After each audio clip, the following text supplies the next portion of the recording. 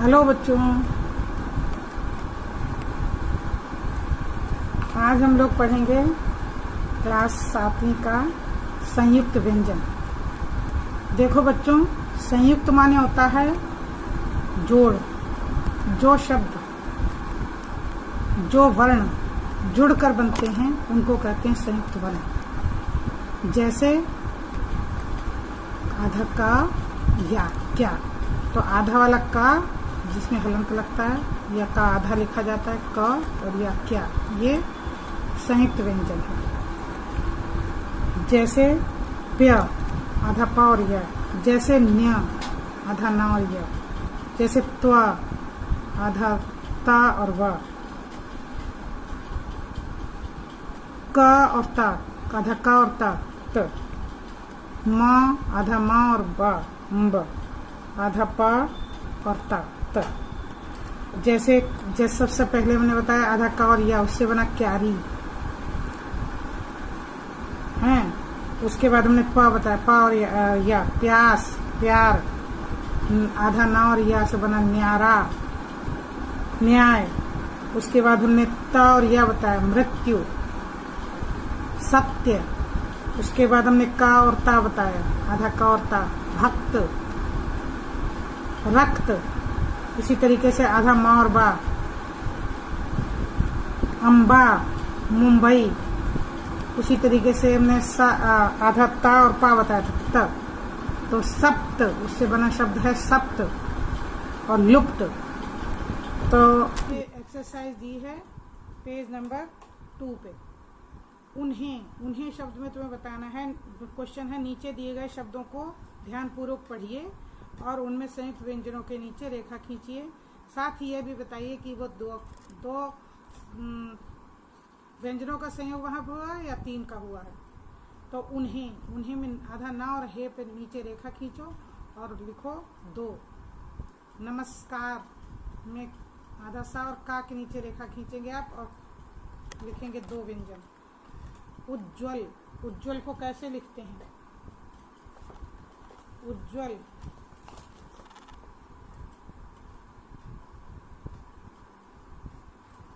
ये लिखा है उज्ज्वल, तो उसमें 2 जा है और 1 वा है, तो ये 3 यहाँ आधा जा और वा के नीचे रेखा खींचो, लिखो 3 व्यंजनों से मिलकर बना है।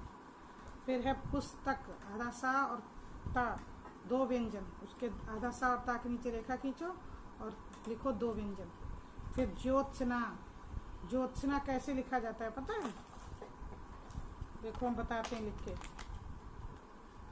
जो आधा ता स ना आधा सा ना, ये है, ये 3, इसके नीचे देखो हमने रेखा खींच भी दी है। ज्योत्सना, उज्जवल और ज्योत्सना 3 से मिलके बनी, आधा ता सा आधा सा और ना, ज्योत्सना है ना, दिखाई दे रहा है।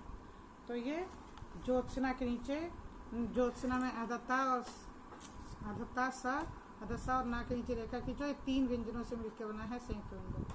ख्याति, आधा खा और या दोनों से मिलकर बना है, 2 इसमें है, खा और या के नीचे रेखा खींचो, आगे लिखो 2 व्यंजन।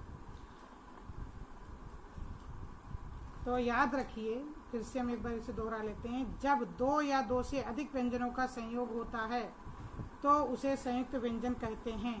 संयुक्त व्यंजन में पहले व्यंजन में स्वर नहीं होता है। पहले व्यंजन में क्या नहीं होता है? स्वर नहीं होता है। और दूसरे व्यंजन में स्वर होता है। जैसे पुस्तक में सा में स्वर नहीं, ता में स्वर है। 3 व्यंजनों के संयोग में पहले 2 व्यंजनों में स्वर नहीं होता है और तीसरे व्यंजन में स्वर होता है। जैसे उज्ज्वल और ज्योत्सना, हमने तुम्हें इसका उदाहरण बताया था।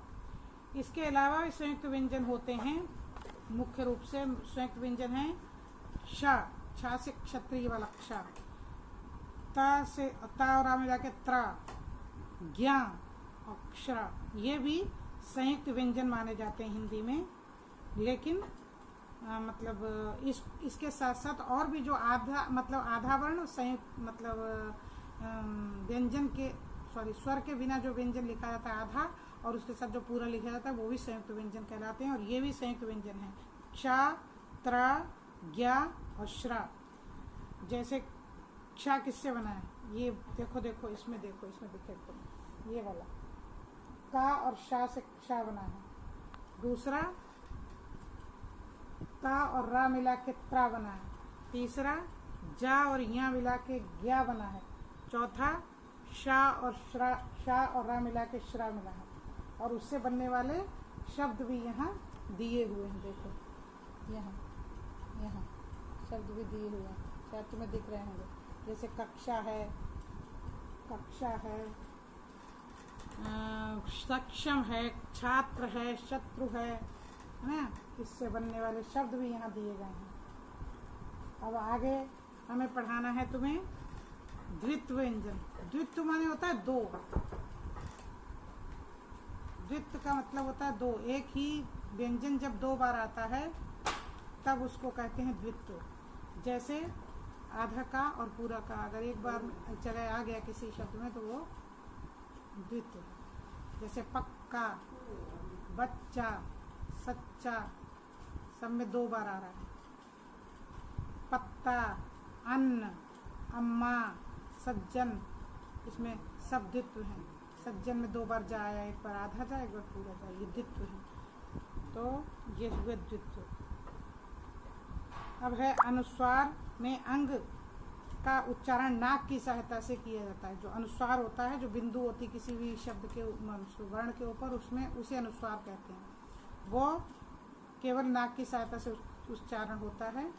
इसमें श्वास वायु नाक से बाहर निकलती है तो होता है उसका अनुस्वार। और अनुनासिक का क्या क्या मतलब होता है? अनुनासिक कैसे समझोगे तुम? अनुनासिक ध्वनियों का उच्चारण करते समय हवा नाक एवं मुंह दोनों से निकलती है। अनुनासिक ध्वनि के उच्चारण में नाक की सहायता ली जाती है। अनुनासिक ध्वनियों के लिए चंद्र बिंदु का प्रयोग किया जाता है, जैसे चांद, मुंह, आँख, हंसना आदि। तो जो हम लोग का पेज नंबर 2 के बाद 3 और ये जो है इसमें संयुक्त व्यंजन और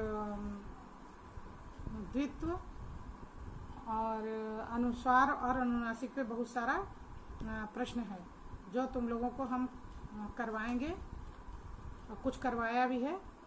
तो इस तरीके से हमने संयुक्त व्यंजन पढ़ा, अनुस्वार अनुनासिक पढ़ लिया और द्वित्व पढ़ लिया।